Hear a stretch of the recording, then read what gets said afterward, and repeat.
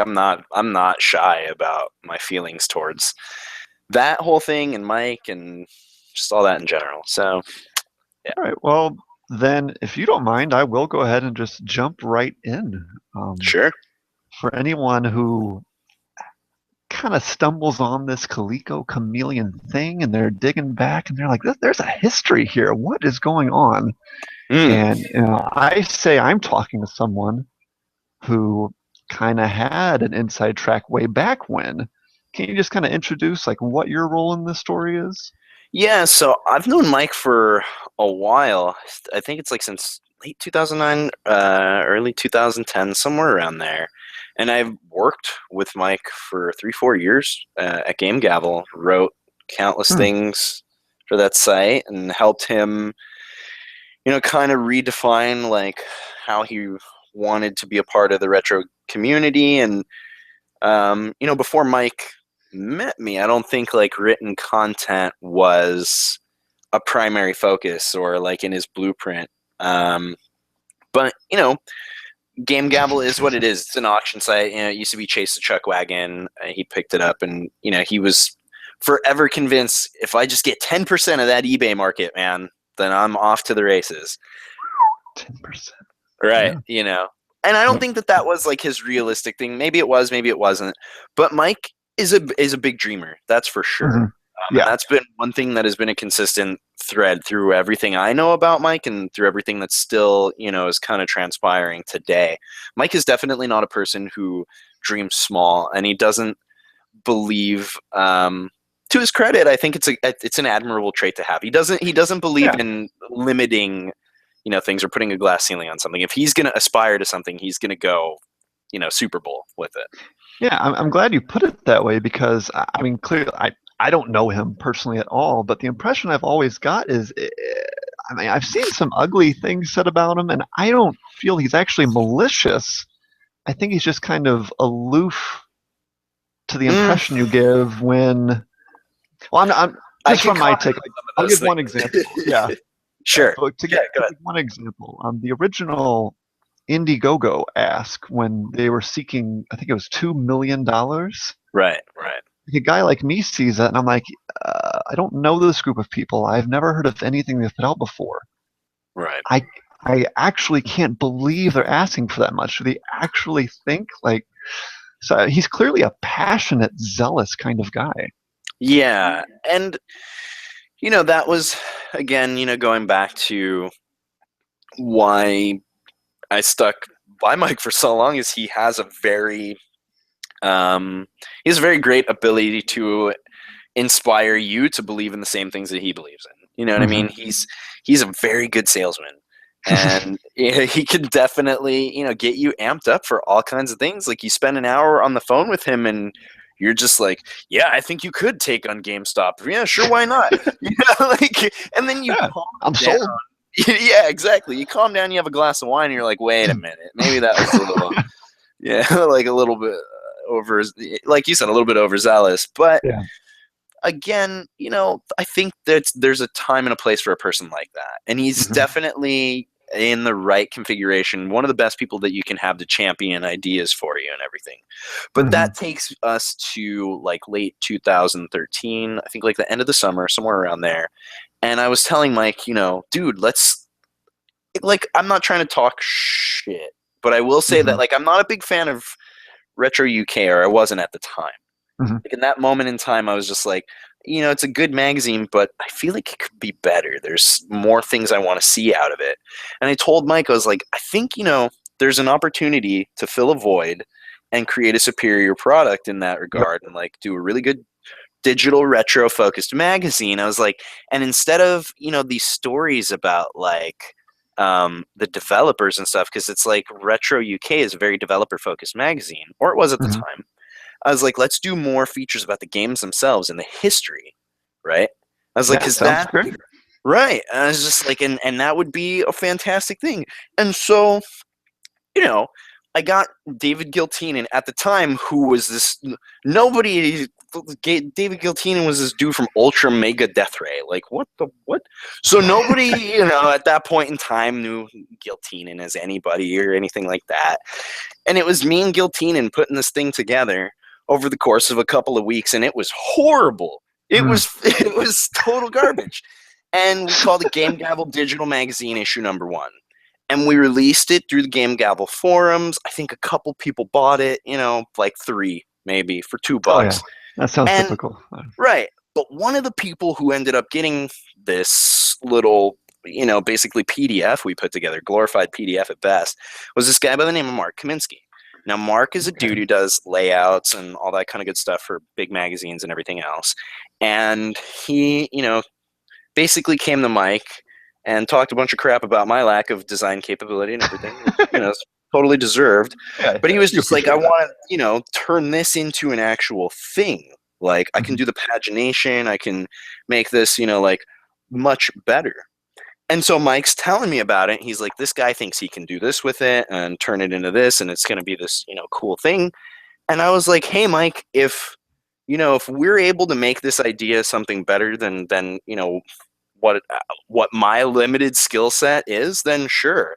I was like, ultimately, all I want to do is, create a magazine that's an alternative to what Retro UK is doing, and that addresses that, like, in a way that makes everybody happy and return some of the spirit of why we're even into this to begin with. It's the games. Again, that sounds great. Yeah, come on board. Right. I'm not reading, I'm not playing these games because I'm just like, oh man, you remember when so-and-so made that design choice to put that one bad guy in Mega Man 2? Like, no, dude, that's not. So that was really the spirit of it. And here's where things started to become the Mike Kennedy that we all know and love today. Okay, and let's hear it. It was basically, at first it was, okay, well now let's actually try to put a crew together, this like motley crew of all the greatest video game writers of past, present, and everything else. And so he's going, after Andy Eddy, I think Ed Semrad, Sean Baby Riley, Pat Contry, Patrick Scott Patterson. My name's on there the first year of that Kickstarter. You go look there. And in fact, lending credence to what I'm talking about, he pulled the art that was the cover from the Game Gavel Digital Magazine, and it's in the Kickstarter promo video for Retro. Yeah. So all of a sudden it becomes this thing, it becomes Retro, and he's telling me, dude, you're still gonna have a stake. This is still our thing. It's just gonna be better. That's all, it's going to be better. But now, we're going to take it to Kickstarter. We're going to actually get some money into this thing. I'm going to be able to, like, take care of you guys. Like, I'm going to be able to, like, pay you, like, money, like a regular human being type money if this thing gets funded. Again, all sounding great. And I'm like, on your end, nobody would blame you for conceding a little bit and saying, like, okay, sure. Right? That's exactly what I did. I was like, you know what? Sounds like you've got a handle on this, my friend. Take my idea, breathe more life into it than I can with my limited resources and capability. That's what a good business partner and a friend should do. And mind you, at this point in time, Mike and I had been friends for a while. We've worked on countless things together. I've gone to E3 with that dude. I've spent hours in the fucking car with him, on the way to, Vegas and stuff like that. We've sat and had meals together. Like, for Mike to pretend like at that point in time, like it, that it was just this thing where I'm like, no, here, you can just do whatever you want with it, whatever. No, I put faith into him, and I had trust, that he was going to do right by me by, him kind of, taking this thing and turning it into a bigger idea and a bigger platform. And like I said, giving it better life. So very quickly, things changed. He brought on Brandon Justice, and Brandon was from EGM, and this was kind of hot off the whole like Aliens Colonial Marines fiasco that Brandon endured there, where he was the only person in the known universe who thought that game was even remotely playable. Not only that, he gave it a near perfect score. Was he the one who came on the live stream with who was the pro gamer they brought on to play it? You know what? Never mind. If I can't remember, I'm just embarrassing myself. So keep going. But I just remember the day it released. I remember watching the live stream. I don't remember if it was Brandon or not, but they brought in like some pro gamer and they had him like making what sound like scripted phone calls during the playthrough. Like he's talking to his buddy. He's like, "You got to get this game." And it's just Right, really right. Yeah. I mean, yeah. I asked Mike, just kind of at that point in time, I'm like, "You sure this is the dude? Like, really? Editor in fun. chief? Really?" And Hmm. I was like, "Okay." And the first thing that kind of was like a bit of a like indication that maybe things were headed in a off kilter direction. And I'm not trying to throw Brandon under a bus, but at the same I time, hear you. this is some gamer cred shit right here. Brandon Mhm. forgot about the anniversary of Doom. I think this was like the 20th anniversary or something like that. Yeah, that is a pretty big one. Yeah, and we were like we had like hyped this stream for it, all this stuff. We were going to give away some copies of Classic Doom on there, and he Oh, space oh. cadeted on it. So he didn't like forget like what the actual date was. You guys had mentioned it to him before, and Oh he just let yeah, it slide. Oh, okay, yeah, okay. That's wow. Okay. yeah, yeah, yeah, yeah. Whew. And so then I'm like kind of looking at Mike. I'm like, dude, again, are you sure? Are you really sure about this? And he's like, everything's gonna be fine. I know Brandon is this and that. And right off the bat, like Brandon's chemistry with me was just, not great. He and I did not get along. Um, Hmm. and that's when I found out, like, I asked Mike, because I'm like looking at the magazine and all this stuff, and I was like, Brandon has me on here as contributor. And he's like, well, yeah, the one who's making these decisions and these calls right now and everything else. And I was like, okay, well, I'm just a little confused. Is like, because I was like, at least a creative credit would be nice, because it's kind of Yeah. like my idea, I guess. But I'm whatever. I'm more than some guy who sends in an email and the guy said, "Okay, yeah, you can write something for us." Right, and that's basically what it equated to. Hmm. And here it was. When it was all said and done, I mean, things basically got more contentious from that. And it got to the Wow. point where, I'm not going to lie, I started kind of getting really indignant, and I started actually taking, a stronger stance and saying, dude, if anything, this is my mag. Like, I created this. I came up with this idea. Like, you There you took go. this idea. Just because you raised all this money and you did this and that doesn't mean that I'm not entitled to some kind of credit. And that's Hmm. when it became, this is when it crossed the line with a man, where it's like, now it's going to be an issue with me, because it got Okay. into the principle and pride territory. Yep. Here's my Where I'm conviction. I'm taking a right, stand. exactly. And so I walked. And the Mm. funniest thing about it was, when I walked, I was starting to find out other things. That Mike was basically, there were accusations that he wasn't paying people, which to me was just absolutely out of this world, because here's $70,000, really, Hmm. 70,000 plus dollars, where he's saying he only needed 50, right, to really Hmm. do it like full scale grand opening Super Bowl style, and we ace that, and we have 20K over, and he's Hmm. saying he doesn't have money to pay people. To date, for that magazine, I made, I think, less than $700, when I'm the Yep. dude who like handed him the idea for the thing. Then I find out he's stiffing, like Pat Contry. That's what I hear, is that Oh, he's, yeah. There's people. Yeah. oh yeah, yeah, yeah. That he stiffs all kinds of people. But Sean Baby's getting paid $800 per article and Oh, things like wow. that. Right. Oh yeah, yeah, yeah. So then Well, it I'm kind of became like pissed. Mike is, engaging in this favoritism. He's lying to one person, telling another person this thing, and telling another Mm. person that. And then the other thing is, that's when he had kind of established this pattern of, I'm going to pull people in, I'm going to get their ideas for stuff. And once I've got their ideas, once I've got whatever it is, Hmm. if they don't like fall in line, they're out of here. Or I'm Wow. going to create a situation where they're so ostracized, or it's so difficult, like they're not going to want to be here, right? Oh. And Okay. so, lo and behold, I see that he's doing the Indiegogo again or the Kickstarter again for what, season 2 of the Retro magazine and all that, and I'm just like, Mhm. really shouldn't be needing to go to Kickstarter again. Like, something seemed fishy. Especially And for retro game contributors. I mean, those guys are happy to write for $20 usually. I mean, these aren't dude, these aren't people who are like making these high demands, coming in prima yeah, donna, like, oh yeah, I've been writing about NES games on this website for the past few years. No, you haven't. Nobody's doing that now. no. And the other thing is, like, I have buddies who because I pressured them into it, they signed up for the magazine and stuff like that, Mm-hmm. and a couple of them kept it going. And one of the things that I noticed from one of my friends who had one of the later issues, the quality had gone down on the paper too. Like the paper Oh. was, yeah, it was less delicious glossy. It was Mm-hmm. this, crappier quality. So it seemed like he was cutting corners. Even he had all this money. He's cutting all these corners. He's not Okay. paying people. And so I'm Where's it sitting here like, going? where's it going? Gotta wonder. Any reasonable Right. person would wonder. Yeah. Right. Where's the money going? And at that point, I, had just been like, you know what, whatever. Let Mike do whatever he wants.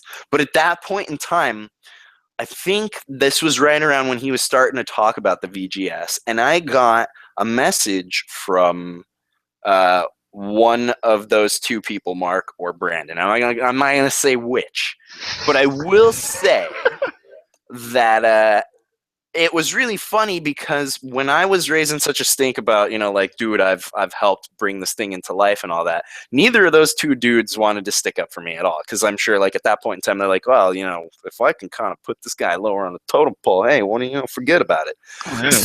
That's right. But now they're coming to me crying like poor mouth and like, oh, Mike really screwed us over. And I'm like, yeah, I know. Like, I told you so. I probably tried to warn you. Yeah. Right. Yeah, exactly. It's like, you're not sticking up for him when he's like doing it to you. Like, okay, I'm curious. That's funny to see Mike probably doing the same thing to each person, but each person thinks they must be the special one. Yeah, right. Yeah, exactly.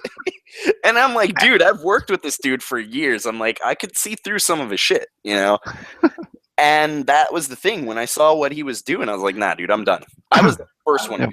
Because I was just like, I'm not going to put up with that shit. Maybe I'm too principled or too stupid. I don't know. It's one or the other. But what I will say is this. Some of the things that they were telling me were astronomically ridiculous. And one of those things was that Mike was outright accepting money from developers and telling them like, hey, we'll say good things. That's, yeah. Right. I'm going to leave that as a no comment and let the court of public opinion decide. Right. I don't know. Again, I don't know, but I will say this. With everything that, I've seen now with like some of the emails that have been posted in like Atari Age and just some of the other things that have happened in recent weeks, it now lends credence to a lot of those other things that before maybe it was just like, well, that's just one person saying that, and that's a wild rumor and speculation, and that's one person's opinion. But now it's made me go back and think about every single time when something kind of shady was going on, or someone was saying, this is what Mike is doing.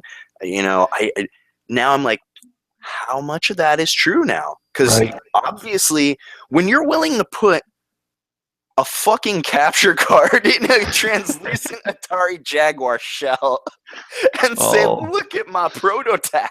Oh, we've been having too much fun with that. The rules are gone, dude. The rule book is gone. The point where I would sit there and rein in my expectations on what that human being is capable of, in total, just completely destroyed. I'm like, I have no idea, dude. I was like, your guess is as good as mine. That's a whole different universe. I'm going to make virtual reality cotton candy that you can taste with your nose. And I'd be like, sure. Why not, dude? I don't even know what to say about you anymore. I think Tom Hall said it best on Twitter. He said, surely if I show this prototype to a bunch of nerds, they're the ones who won't notice. Oh, God, the logic. The logic of that, or the lack thereof, and the audacity of it. I literally sat there. And this is the thing, I want to say something on Atari Age, but I don't, because I feel like it's going to open up this big can of worms, and people are going to be asking me things that go way back, and I don't know all the answers to a lot of those things. No, you can just post and leave. You don't have to stick around. You're not under any obligation to say anything. It's like heroin, though. You can't take just a little bit of that Atari Age juice. Yeah, you do a little bit, and you're like, oh, I need more. That's true. They get a hold of something. They grab on. Because I talked to Kev, I'm not sure you're familiar, but and then one day I noticed that Atari Age found out that I had talked to Kev Triss, and all of a sudden okay, I talked to a couple of those people. I've talked to a lot of people, so it's been fun. I appreciate your candor. I'll put it that way. It's nice. Yeah, I'm a very blunt person. Good. Like, I'm not gonna mince words. But the other thing is too, it's like at a certain point in time, you would find nobody who was Mike's biggest defender, and that's the God's honest truth. There was a point in Mm. time like I would like cheerlead naked for that guy if he would have asked me to. And Hmm. the thing is like he really like cashed in all that goodwill and trust with me to the point where he and I are like bankrupt with each other at this point. Like Yeah, I I don't, I mean, can't even email him now. Like it's like that. We're just mm, persona non grata with each other, and mm, it's like because he couldn't capitulate. It's like, and I see now kind of evident in the pattern of how he's representing this thing. yeah. That like he has a very hard time being legitimately and earnestly apologetic for anything. Oh, well, that's yeah. I'd say that's accurate. Right. I And mean, so I look back at my own experience with him and see what he's doing now. And I'm like, yeah, no, yeah, that's exactly what he's and doing. something I've heard, I'm curious as to your thoughts on this, because some Sure. people are saying it's a simple matter of he saw this opportunity to get this Jaguar casing injection mold system at an auction. He said, I'm going to go for it. And now he's just desperate to recoup his investment, and he's just trying to figure it out as he goes along. And this is all just desperation mounting towards a train wreck. I mean, is there more to it than that, or is it really that simple? So here's the part where I might have to apologize to a couple of people. Um, I think this in Great. some way might be my fault because one of the things that we Ooh, talked about, oh. yeah. One of the things that Mike and I had talked about in like September of 2013 was like, wouldn't it be really neat, right? If Mm-hmm. retro, we were talking about like the magazine, whatever, more like the Mm-hmm. brand. If retro became this culture thing, right? Mm-hmm. What if, and that's when he and I were like, what if there was, we had the retro channel on Twitch and it's nothing but like classic game shows. And then he was like, and there's retro radio and we're just going to play nothing but songs from 1979 to like 1989. And then he's like, and and I go, yeah, and dude, and we could even do like games. I was like, we could be like a game publisher. And then he goes, we could do the retro video game system. And I was like, fuck yeah, we could. Oh, there it was. The VGS is born. I know, and he's out there talking about the VGS, and I was like, oh, I'll be damned. He actually went and like, did it. I was like, I never thought you were going to take that conversation seriously, but there you go. It's Wow. like actually going and doing it. And I felt this pang of recognition because I was like, oh crap, I know the Mhm. conversation that we had that might be responsible for planting that seed in his head. I'm But sure your temptation was to bite your tongue though and be like, I had nothing to do with oh that. Thank you very dude. much. I almost called him like, no, you didn't. Are you serious? Mike, I was not Mike, come serious on. about that, Mike. Yeah, Come like, on, Mike. dude, Really? we Really, were just Mike? right. I was like, dude, that was a joke, bro. You can't actually do this. Right? Nobody can do this. Sorry. Oh So, man. Yeah, exactly. So, but he did, and I think Scott Schreiber, who's someone else, I knew at a point in time. I think he's just trying to distance himself from anything Game Gavel retro related. Smart man. mhm. But Scott had kind of suggested that maybe, just maybe, some of that money from one of those other Kickstarters was used to purchase that Yep. that Jaguar mold. Hmm. That And thought has been passed around. I don't know if you add all those things together, where people are saying they're not getting paid, and you have all this money raised, and And yet, Mike is still asking for more from developers, from advertisers. right. But then it's like, from what I'm to understand though, the Jaguar stuff shouldn't have been more than maybe like 5-10K at most. I heard 12K at most. 12K, okay, 12K. 12. But even then, it's just like, okay, so what's that? Like, there's still a whole lot of unanswered questions. Mm-hmm. A lot of unanswered questions. Because most everyone you talk to who wrote for that magazine says they got slighted or shortchanged in some way. Yep. That's why the only people he has left writing for it is nobody you've ever heard of. Like, again, Giltinen, retro is what he was doing. Like, before that, he was writing on his own stuff, and that's not to diss him or anything, but No. he doesn't have this, storied history in the gaming industry or anything. Yeah, Like, if I can reframe it, I think it's fair to say it's nothing against him for wanting to be a part of it, but it does tell a certain story when you notice what Mike was trying to portray at first as this great stable he had of talent, and then to see what it became, you have to wonder, well, what happened between point A and point B? right. And I mean, again, with $50K to put out, what, 6 magazines? Like, you're literally talking about, and it wasn't even $50K, it was $70K for 6 magazines. So you're talking about him spending literally $10,000 an issue. and people can't get past, like, there's nothing about that made sense. And then on top of that, he had additional subscriptions coming in after the Kickstarter. Like, there's people pay for the magazine. It's not like they printed it and sent it to everybody for free. Like, no, you still have to pay for it if you want it. Right. And he was selling ad space in the magazine, and he was still doing all these regular magazine business things. And so, yeah, you do have to sit there and scratch your noodle and just go, what in the hell is going on over there? Like, is he building a secret bunker that's just full of all these, prototype machines that we've never? Does he like have the Dreamcast 2 prototype somewhere? And he is just.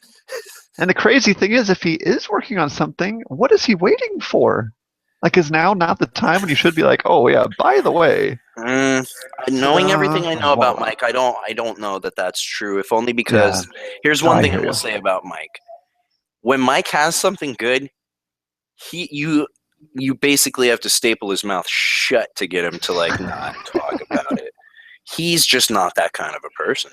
And that's in everything he and I have ever worked on or done. He is the first person who, like, I'd be like, maybe we should do this, and we'll wait a day or two, and I'd get a phone call from him the next morning. He's like, I wrote a thing and posted it on gamesindustry.biz. I'm like, oh, okay, I guess we're so he loves to talk about stuff. If he had something dope and he was completely confident in the hardware and everything, dude, he'd be showing you HD, like 4K close-up pics of that shit. Oh, yeah. That's why he was so proud to show off the alternate colored shells, because it's the only thing he had, right? Right. I mean, put metallic plastic through there, and it looks really nice. Let's make some mock-ups. Let's promote that. You can choose your own color. Okay, great. This is the thing. I feel like at a certain point in time, what he should have just said was, all we really have right now is a proof of concept. He should have started an Indiegogo to fund a prototype. Sure. That's what he should have done. He should have been real honest and said, I don't have the money to, fund this prototype because despite the fact that I've raised, over $100,000 in crowdfunding, I spent it all on space cocaine and, God only knows what. And so I need even more, money to fund another one of my ideas. That's probably not completely my. Yeah. You get what I'm saying? Oh, and yeah, I hear you. At least that would have been a more honest approach to what he was trying to do. But to sit there and slap a few components inside of a Jaguar shell and doth call it a prototype. Yeah. Jeez. Like, there's nothing more that can be said at this point that hasn't been said already. It's on its face very clearly. Yeah, wrong, dumb, bad, whatever you want to call it. Right. And here's the thing, though. What I think is funny is, like I said, you look back, though, on all these other things now, and it does bring a lot of illumination to it. Does it, though? Because I feel like the more I look back, the more questions I have. Oh, like, sure. I mean, there's still things I want to know. Yeah. But I don't think he'll ever tell it. But if you're saying that you see a consistent quality to it all, that you see a consistent character to it all, I do hear you there. I hear that. I think what happened was Mike got because here's the thing. He had been cracking at that nut for so long with Game Gavel, and he was frustrated. I could tell you that. He was certainly frustrated. He's like, I have burned a lot of money like on this site, and I've, Hmm. you know, maybe he had debt from those things. I don't know.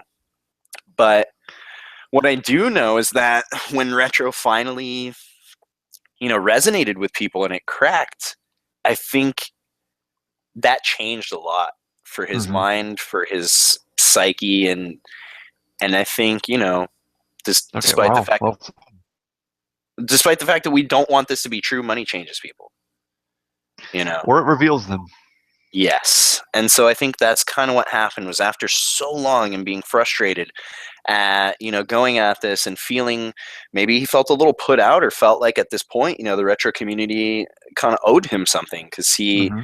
is like, I have this, this platform and I've grandfathered tons of people into it and everything else. And, I've done all this stuff like Big Game Hunter and, you The know, podcast and right. I think maybe at that point he was just like, it's about damn time, and it kind of, um, maybe he just ran with that feeling a little too long. uh, yep, good call. uh, I'd say that. And I mean, where do you see this going? Like, what's the end game? Where does it go from here? I mean, I think what's really sad is that it's to the point where it affected more than just the Coleco Chameleon's chances of success or survival. It's to the point now where I think people are just going to kind of go, is everything that you touch kind of tinged with a little bit of snake oil, like it, Hmm. because Uh, it leaves a bad impression in your mouth of like the what the credibility is eroded for yeah. sure. Yeah, Yeah. exactly. I'm trying to be gentle about it, but yeah, I mean, if you're shit at one business, then you have to suspect that maybe you're shit at all your businesses. Hmm. So Yeah, I you think that's can't kind be of the how people front feel. man for anything anymore. No, no, no, no, no, Like, you no. might have a friend you can prop up, you might have something you can support that you want to get involved with in the background, but you have no chance ever again at being the billboard in front of people and thinking they're going to think positively about it. No, and on top of that, I don't think Mike should really. I think he should just call it. He's got a lot of cool things in his house that he's Hmm. collected over the years. He's Yeah. made friends who, despite the fact that he's completely and totally fucked up, they're still loyal to him and they respect him and he should take that for what it is and just be Yeah. like, all right, I'm done. I forget who I was talking to, but I told them it's like when it comes to Mike, he seems like probably a decent guy to hang out with. You'd have fun. You'd enjoy a beer, have an arcade game, play off. Yep. Good times, but not someone you want to enter business with. And I think that's true. We all know someone like that in our life. He's just had the unfortunate fortune, you could say, of now his is all in the public eye. And it's been a crash and burn show for all of us. Right. And I'll leave you with like this thought on that note.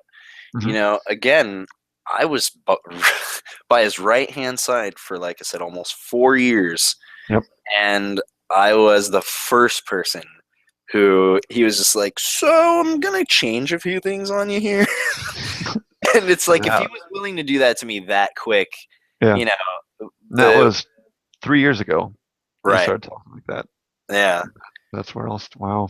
So you got to imagine, like, how disconnected he is from everyone else. Yeah. Yeah. Good call. So can I call you Steve? Do you go by Steve? Yeah, absolutely. Okay. Well, Steve, I just want to say thank you for your time. You were astoundingly prescient at knowing what questions I was going to ask. I'll start from the beginning. Oh, can you give me a specific moment? Oh, what did he say? So thank you so much for sharing your stories and all the juice and the name dropping. Of course, Yeah, those I are mean, I've great I've done a little bonuses. bit of game journalizing in my time, so Well, unless you have anything more to say, I've certainly had a good time listening to the tale of the chameleon. all I will say is this: for people who are looking for a video game console or a video game system to support, that is Hmm. very much not any of the things that the Coleco Chameleon is. I've been working with Nolan Bushnell's son, Tyler Bushnell, Oh, on wow. Okay. this thing he's created called the Polycade. So if you go to Yes. polycade.com, yeah, that's the machine. And I've been over to his house and played with this thing quite a few times. And dude, it is so dope. And the expansion capabilities on this machine are ridiculous. Yeah. We've been able to hook Steam Link up to it and play modern games on the cabinet. Oh Like, wow. yeah, and we set one up to like stream. Like, Hmm. yeah, dude, Yeah, it's off the chart. So this yeah. thing's This. super cool. It actually exists. It's, it's a little pricey because it's an arcade Hmm. machine. Yep. But unlike the Chameleon, it plays, if you know your way around Raspberry Pi, you can get it to do a lot of things. I'll just say that. Sweet. Yeah, actually, this is a very me thing to say, but I've seen the Polycade around Twitter. So, Ah. yeah, retro arcade of the future. Yeah, and honestly, like, he's such a cool dude. And I haven't seen a whole lot of people talking about the machine. But if I was going to do one thing as a kind of a shout to the retro community, it's like, there you Yeah. go. Support somebody who's not a douchebag. No, I'll be honest. I had no idea the Bushnells were a part of it. So that'll be a fun thing to get out there. That's He's, good. I'm not going to say he doesn't want people to know, but he Hmm. kind of, I don't know. I was like, why don't you Okay. just go out and be like, yeah, so this is who I am, and this is why he's like, nah, I don't want to take like that angle on it. It's a legacy thing. He's Okay, that's he's a I can humble respect dude. that. He's a humble Yeah, guy. I This can this respect is that. why you gotta support that guy. The guy who doesn't want to talk about this Yeah. thing that's completely and totally awesome that actually exists, as opposed to the dude who can't stop talking about a thing that's just like completely fucking made up. So there you go. No, there's a lesson to be learned there about squeaky wheels, I believe. Right there you go. Yeah, Yeah. Well, thank you so much for your time, Steve. absolutely, man. Yeah, we'll be in touch. I hope I figure out how to record this correctly, and we'll get it up and start a conversation, or continue it, or maybe put it to rest. I look forward to finding out. In any case, Excellent. all right. Have a good night. You too, sir. I'll talk to you soon. See you then.